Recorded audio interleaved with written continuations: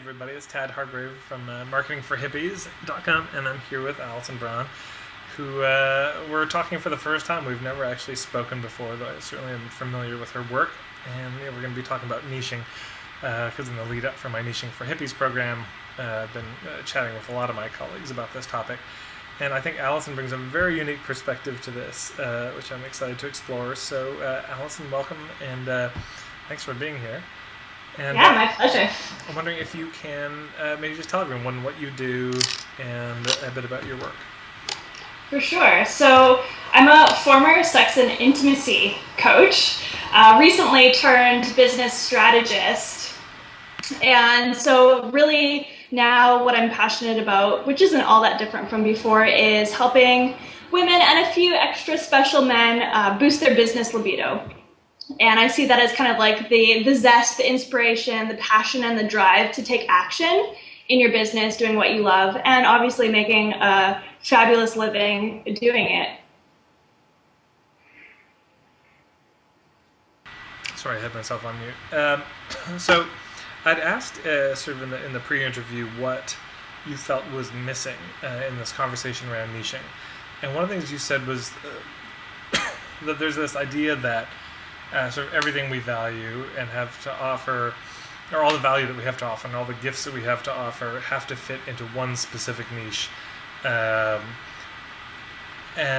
I'm curious if you can say more about that, because I think a lot of people feel like that, like, oh, you know, my niche has to fit every single aspect of me. And yeah, I'm curious your take on that.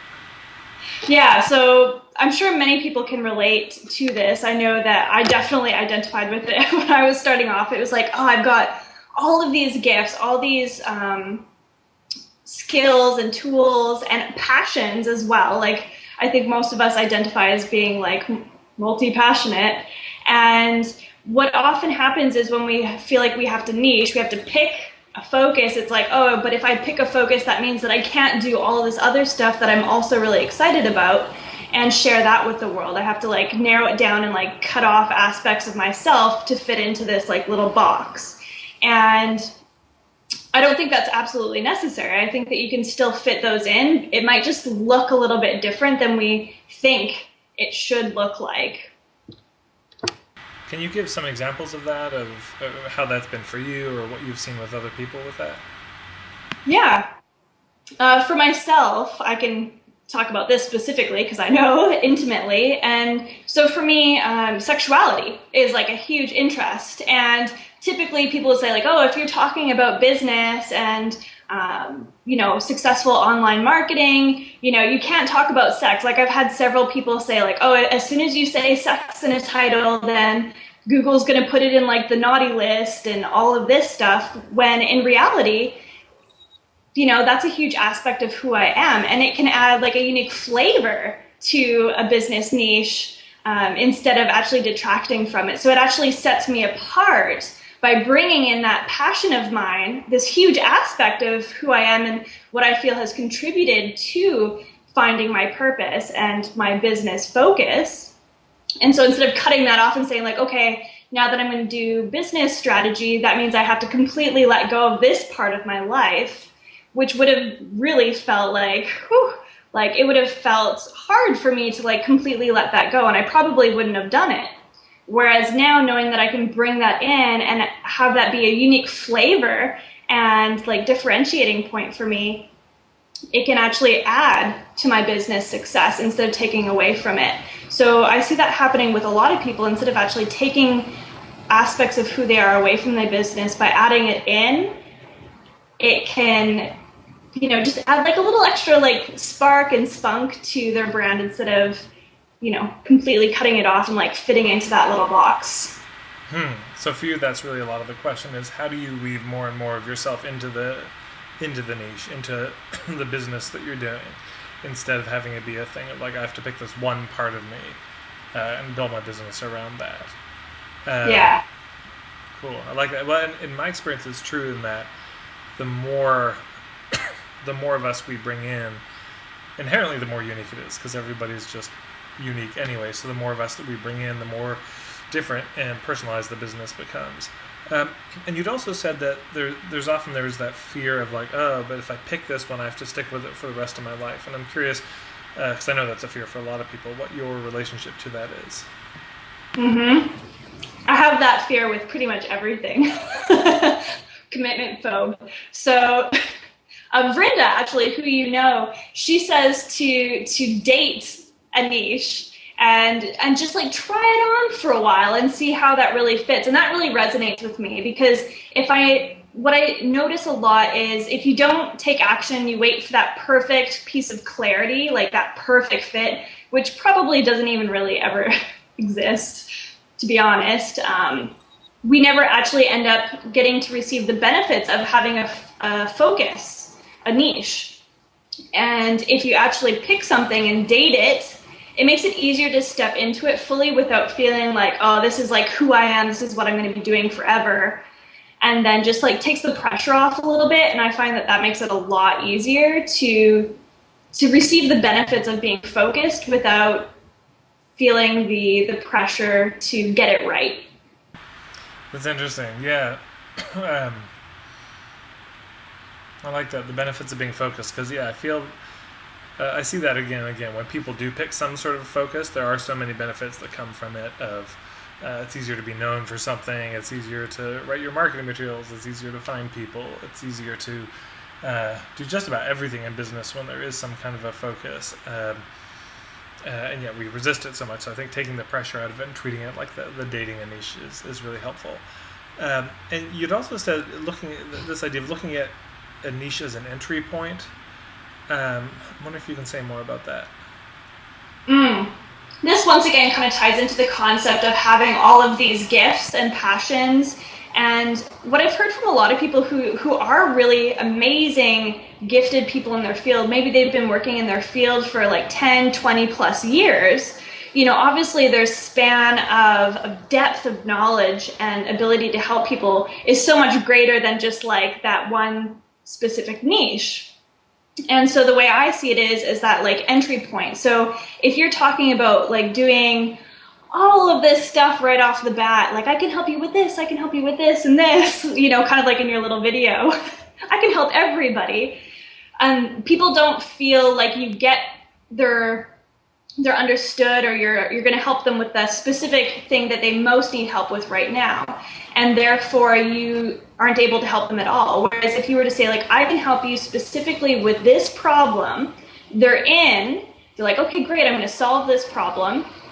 Then they fall in love with you, they receive the benefit, then you can start expanding on that support, and then you can start helping them with the other things that you're great at helping them at, because you've already built that trust factor. They don't even question it. Whereas from the beginning, before they even know you, if you're trying to reach all these different people, your marketing's really unclear, you're marketing to 80-year-old men and 20-year-old girls and everyone in between, it's just not going to hit home. So if you're really focused on who you want to talk to first on that urgent problem, it gives you the opportunity to help so many more people, and in a broader way, because they're actually getting in the door. And what's your sense of how people identify what that kind of starting point is, what that urgent problem is they want to help people with? Because I imagine a lot of people listening feel like, but there's so many things I can help people with. There's so many things. And so how do I identify what that front door is for me? What's your sense of that? This is a big one. I think for me, what it's been is identifying what I'm most excited about helping people with. If I had to pick something, what would that be? It usually ties into a big pain point that you've overcome. So it's something kind of alive in you that you can relate to, identify with. It's not always the case, but a lot of the times it can be. And it's also something that ties into someone else's urgent need that they're willing to invest in. Because sometimes if it's not something urgent enough, if they're not willing to invest in solving that problem, you're not going to make any money, and therefore you end up being that broke hobbyist. And that's no fun either, right? So you want to make sure that it's a strong enough niche, that there's an urgent need there, it's a big enough pain point that people are willing to invest in, but it's also something that you feel confident in solving that problem and you feel passionate about. So a couple kind of check mark boxes to tick off along the way. Well, and something I've been curious about with your work, just ever since hearing about it, because I remember, I think you were still being the bedroom joyologist. Is that the title? And then I saw on Facebook that you were doing a business workshop, which had me interested. And you were talking about this idea of how to bring sort of more pleasure or more joy into your business. And I'm curious if you can talk about that, because I feel like that's very connected to this idea of niche. Because I think one way of looking at niche is just specifically as target market. Who are these people out there I want to approach? Ideal client, chosen audience, all that. And another way is to look at sort of what do we want to give in the world, because of what we want to give will inherently attract a different crowd of people from what somebody else wants to give. And that feels very connected to this idea of what brings us joy, what brings us pleasure in our life. So I'm just wondering if you can talk about the connection that you see between, your life as the sexologist to doing this business stuff and joy and pleasure and all that. I'm wondering if you can say more about it. Mm-hmm. Well, first of all, pleasure, when we're experiencing pleasure and joy and we're in like that spot where it's really evident to others just by looking at you. Like if you weren't even to say anything, you could just tell like this person's like alive, like they've got that juice kind of flowing through them. That's a natural like attractor. People are like drawn towards that in general. So if I was working with someone who, let's say I'm working with Joe and Joe has this problem that I feel comfortable solving, like totally cool. I can help him with that. But Joe doesn't really honor me. He's not super grateful. He doesn't take a lot of personal responsibility.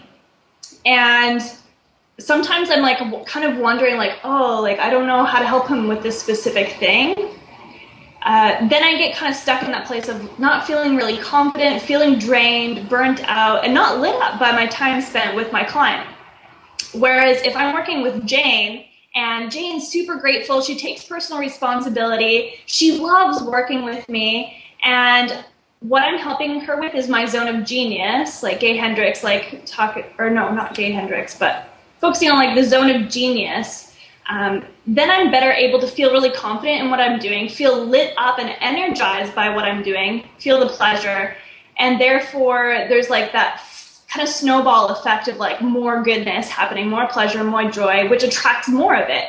So it's kind of like you're either going to take that downward spiral into more like feeling drained and exhausted and working with people who aren't the perfect fit, or it's going to kind of work its way up where it's like more pleasure, more joy, and building that up. Does that make sense? Totally. Yeah, I just think it's such an interesting lens to come from, because I don't think it's something that gets talked about in business a lot. But yeah, what lights you up, what really brings you pleasure, what really feels good, and the sense that we can also trust that. We can trust that what it is that brings us pleasure and fills us up and inspires us is probably a good direction.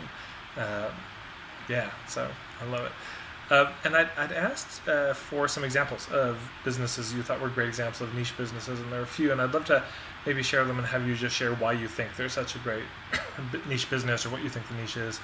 Mm-hmm. So there's yogipreneur.com, I think, and tell me about them. Yeah, so that's Rachel Cook, who I absolutely love.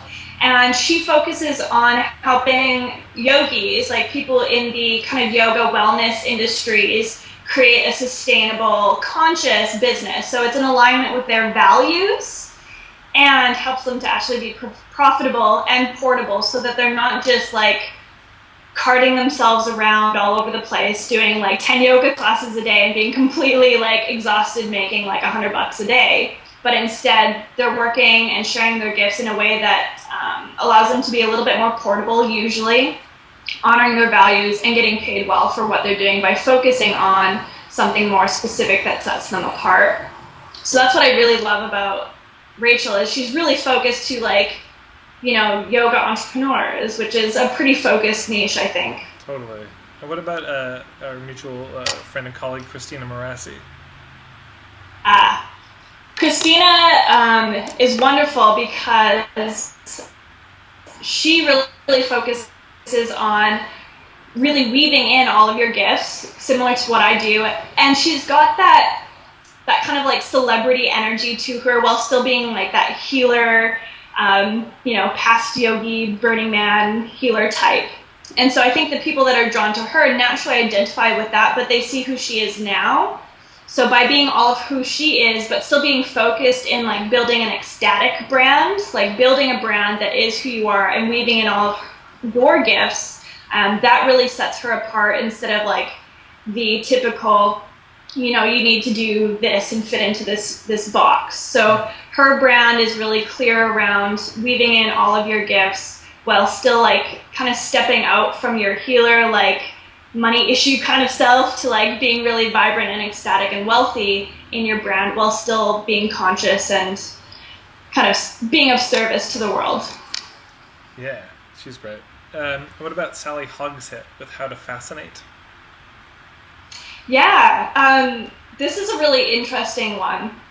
I recently met Sally at Marie Forleo's Rich, Happy, and Hot event. And she focuses on what makes you fascinating. And I believe, I'm not 100% sure, but I believe she started off with more of working with companies and corporations and how their employees could use their unique skills and gifts, what makes them most fascinating to be leveraged in the company or business. I'm not too sure if that's exactly how it started, but that was the impression that I got. And so with her, it's like really focused on like what makes you fascinating and how to use that as a leverageable tool, whatever you're doing in business or career. Interesting. And Vrinda Normand with Irresistible Writing. Yeah, hers is really specific in that everything that she kind of focuses about is irresistible writing. So every kind of program that she has really talks about how to be really clear, focused, and have that irresistible copy that draws people in a way that's very specific and tangible, but still has like that unique personality. So it's like that kind of mixed together. So for hers, it's very, very tangible, very, very clear on like you need hot copy. Yeah. And you want to be able to write it yourself. And so that's kind of what weaves throughout all of her work is that really like specific, tangible, irresistible writing that's clear. Yeah. Yeah, it's interesting because she serves the same, let's say, target market as somebody like Christina Morassi, but has really niched and focused into this one particular tool of the copywriting. And I know, so you've just, when did you transition from the sexologist to the business stuff? Underground, behind the scenes, it was about 8 months ago, and then officially, I think I put it out in the World Wide Web a couple months ago, maybe June, July-ish. Yeah. So not that long ago, really. So I made sure first that I had my client spots filled before taking the big leap and made a smooth transition. Nice. And I'm curious, like in the, so I know you've just started, but in the work you've done so far with clients and even maybe before you officially started, what you've noticed in terms of your conversations with people around their niche as that's come up, as I imagine it has, like if there are any examples or stories or just things that you've been noticing in those conversations. Well, I definitely noticed, first and foremost, that there's like a huge resistance. Right. First and foremost, like, as I'm sure you see all the time, that's like the biggest thing that people have resistance to. And I probably attract people that have that because I had that resistance as well. Yeah. So there's just like a lot of resistance and fear about, the things that we kind of talked about, picking the wrong thing. I don't know if this is it. And for a lot of people, which I think I might have shared with you earlier, is that it's got to feel right. That's a really kind of big thing, is it's got to feel right. Like, yeah, I could just pick something, but if it doesn't feel right, then it's just not going to flow. So I'm the type of person that, yes, you have to take action to gain clarity, but there's also got to be a certain amount of clarity in order to take action. So it's kind of like that give and take. And for the people who aren't just in business to make money, who are actually in business because they've got like a purpose alive in them that they need to express, just picking something randomly and going with it probably isn't going to fly too well.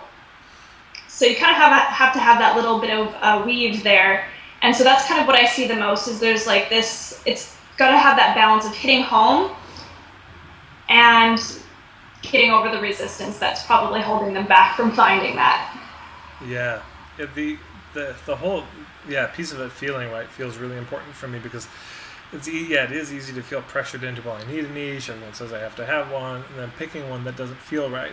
And it is this balance of the sort of internal reflection and then action in the world, noticing how that felt, noticing what the response was, going back in, doing some more reflecting, and coming back out. It definitely seems to be that dance of in and out, the yin and the yang of it. And one of the things you'd also written about was how the importance of doing the market research and interviews, and I'm curious what your experience of that has been, and like if somebody was like, okay, I get it, I should probably be chatting with people about this and not just being in my head about it, I should probably do some research. What ways would you suggest that people do that kind of research? Having fun with it first and foremost. Okay. So taking the pressure off. As you probably know, Tad, when you are like, I just need to figure this out, that's when like all the walls come up, and it makes it so much more challenging. It just kind of like repels that clarity from coming. So I find that once you kind of relax into like giving yourself some space and time, not too much, but a little bit, just to have fun with it, take the pressure off, have some conversations. In regards specifically to market research, the way I like to view that is like really chill conversations that are still structured. You know, you have like some specific tangible questions that you personally want the answers to. And then just having those conversations with people, see what comes up, using your intuition to kind of guide you into where you might want more details.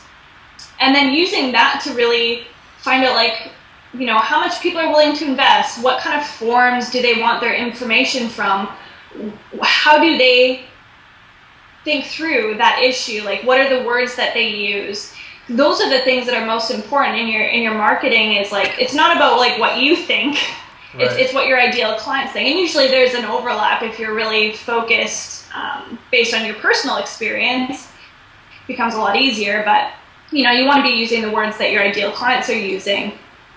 It strikes me the corollary between sex and business here, that I imagine, having never been a sexologist myself, but that when you were just saying, when people put all this pressure on themselves, like I got to figure it out, and I should do this and I have to do this, that I imagine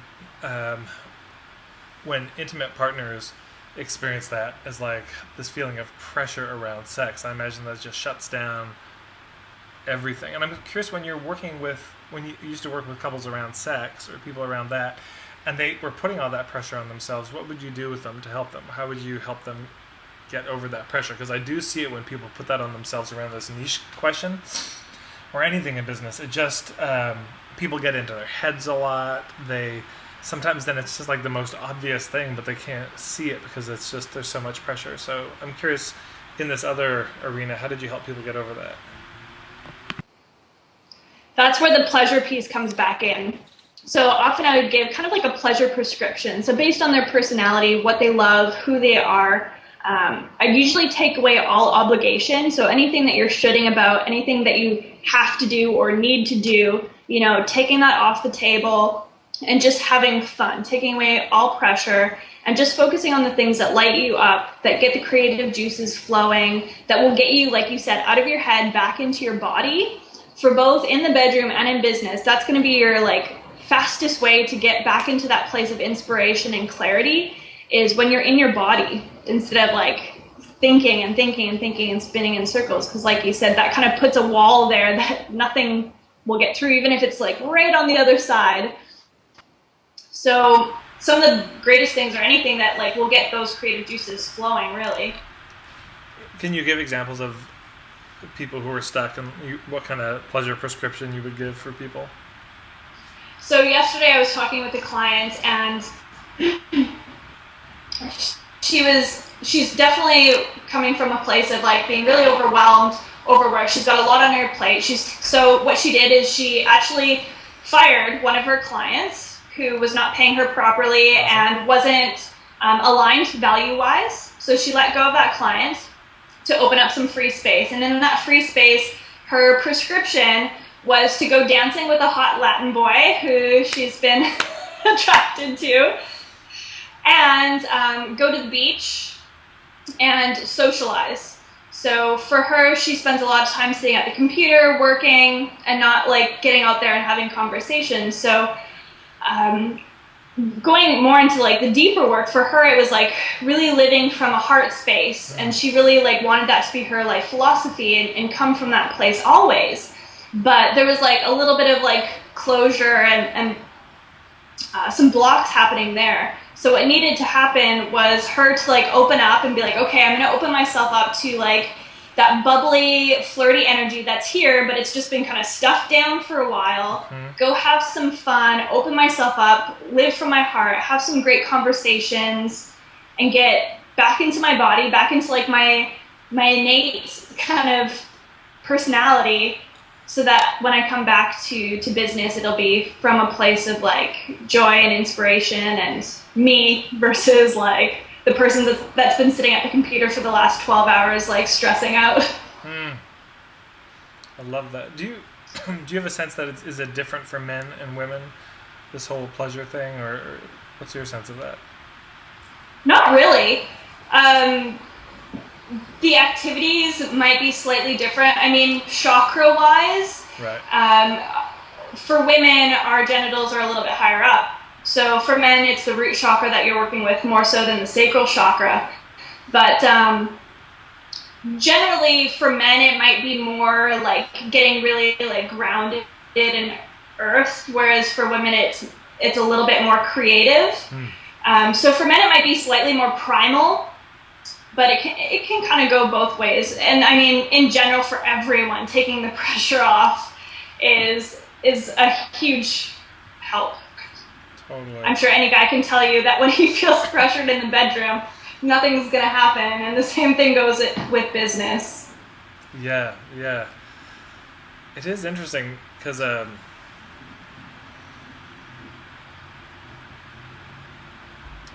think there are so many ways we think it should look, like our business or should be, and there's something also about when we let ourselves experiment and try new things and trust our judgment and follow what feels good for us.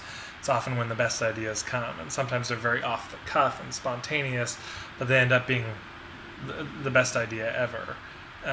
Totally. That just came from some moment of inspiration that can't happen when we're staring at the screen all day and locked into something. I remember, I think I shared this in another one of my video interviews, but one of my colleagues in the UK does a lot of dream work and kind of using dreams as a vehicle for personal growth and discovery.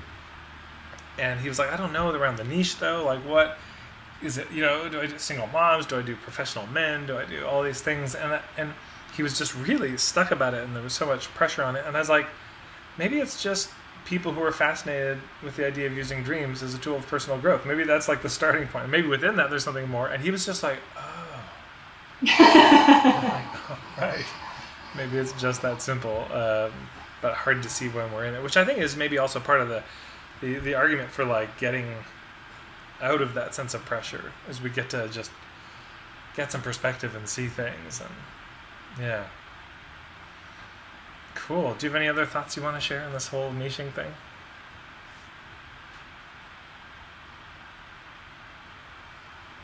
In your body, and you are getting those creative juices flowing, you're following that pleasure prescription. Sometimes we do still really benefit quickly from having an outside perspective. Totally. Someone could say something really quickly and easily, and you're like, oh, I get it. That's it. Whereas it could have taken you another 3 weeks to figure that out on your own. Right. Totally. It's true. And speaking of outside perspectives, if people would like to get your outside perspective on their situation, where do people go? How do people find you? I'm pretty easy to find. It's just my name, AlisonBraun.com. Okay. And you can pretty much find out everything that I'm doing over there. Awesome. Well, it's so good to meet you finally and get a chance to chat with you. And I'll let you know when this is up. Excellent. Thanks, Ted. Awesome.